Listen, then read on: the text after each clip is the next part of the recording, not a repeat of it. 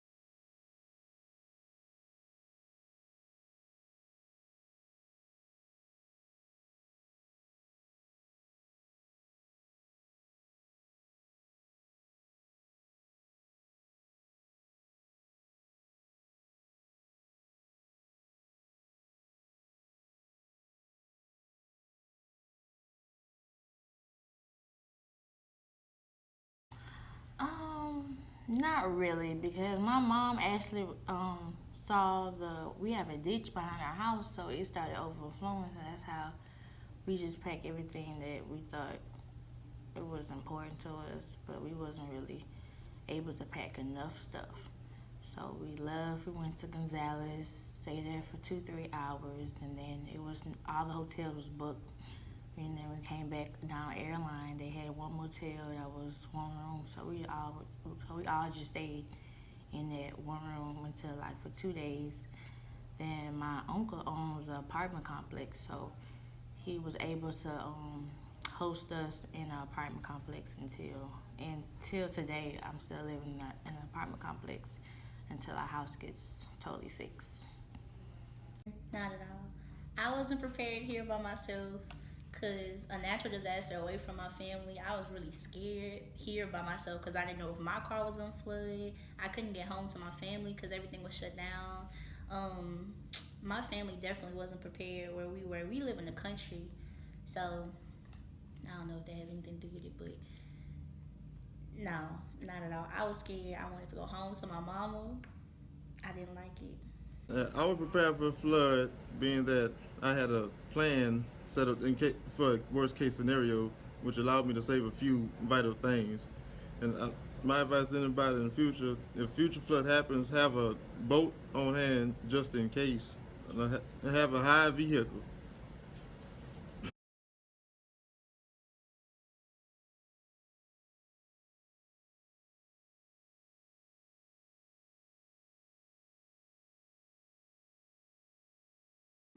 It didn't really affect me because my truck was saved. So it was just like my materialistic, all my shoes, all my clothes was gone. So I had to go to the mall and just pick, some clothing, some jeans. Other than that, like I just had to have that my mentality to stay focused, even though I lost everything. But that don't mean, life is over. So everything worked out. School, I had moved in on campus before the flood had really occurred, so I was stuck here the entire time it was going on. So I already moved in, and I really didn't lose anything back at home. So school was okay. It affected work because, of course, like everything around here was shut down, so I couldn't go to work for like a good 2 weeks maybe. So I didn't get paid, obviously. So that was the only way it affected there. Well, being this my last semester, I had not that many classes, so it really had no effect on the schooling.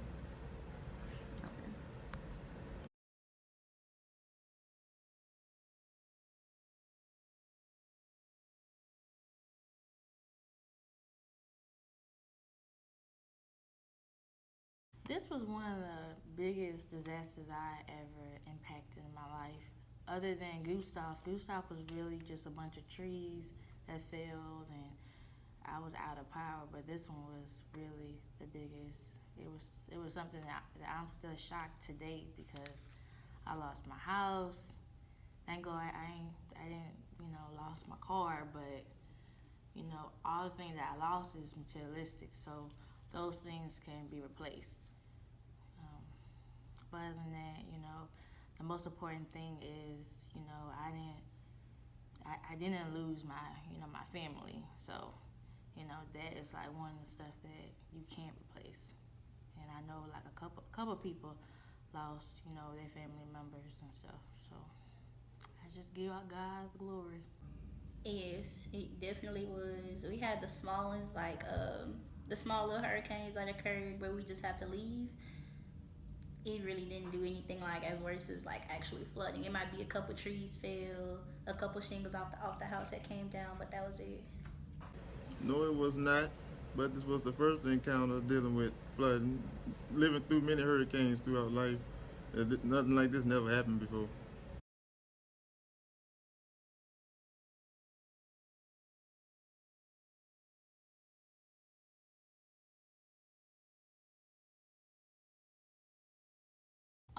The impact of my whole neighborhood, my whole street was, they lost everything. Our house was kind of big, so we pretty much lost everything. It was like 3.5 inches in our house, so we had to throw everything away. But good that we had flood insurance. So we're at this moment we're trying to make sure we get all our money so we'll be able to repair everything that we lost. But other than that, everything can be really replaced. Here with my car and everything, nothing at all. Back at home though, it flooded my grandparents' house. The floor area, we just lost a couple things. We lost my mom's Cadillac, sadly, our favorite car. Everything else was pretty much okay. So really my grandparents' house and a car we missed, so that was it. And my house had 3 feet of water, so pretty much it destroyed most of the furniture and the appliances, and a couple of clothes, but some of the clothes they were saved.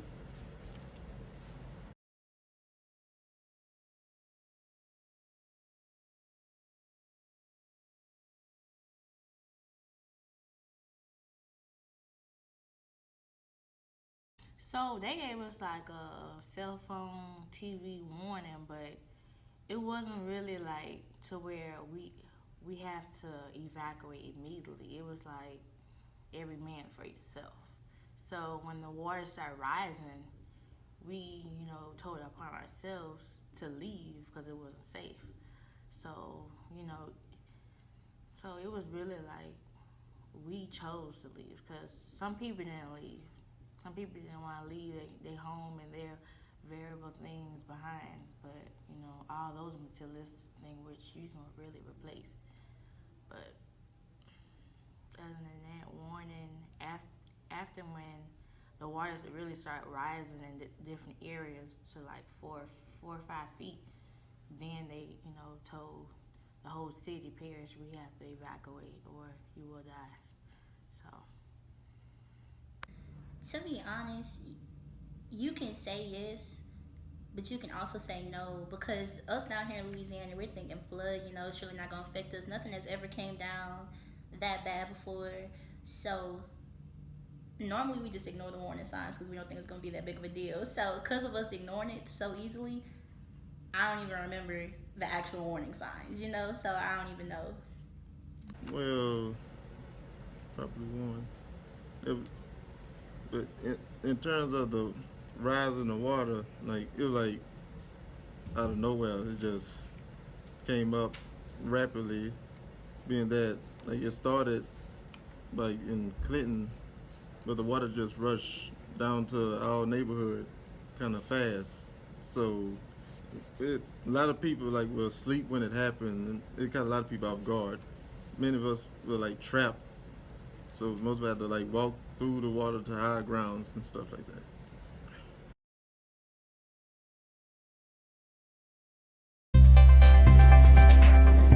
While the flooding may be over in Louisiana, renters and homeowners who do not have flood insurance are facing an uncertain financial future. Private insurers do not cover flood damage, and flood insurance in the United States is underwritten by the Federal Emergency Management Agency. Homeowners who live in designated high-risk flood zones are required to carry flood insurance if they have a federally backed mortgage. According to FEMA, an estimated 42% of homes in high-risk areas have flood insurance in Louisiana. Only 12.5% of homeowners in low and moderate risk zones do.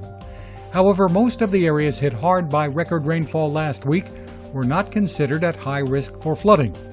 Those residents without flood insurance are eligible for up to $33,000 in FEMA Individual Disaster Assistance Funds, although most will likely receive less than that based on payments following other major disasters.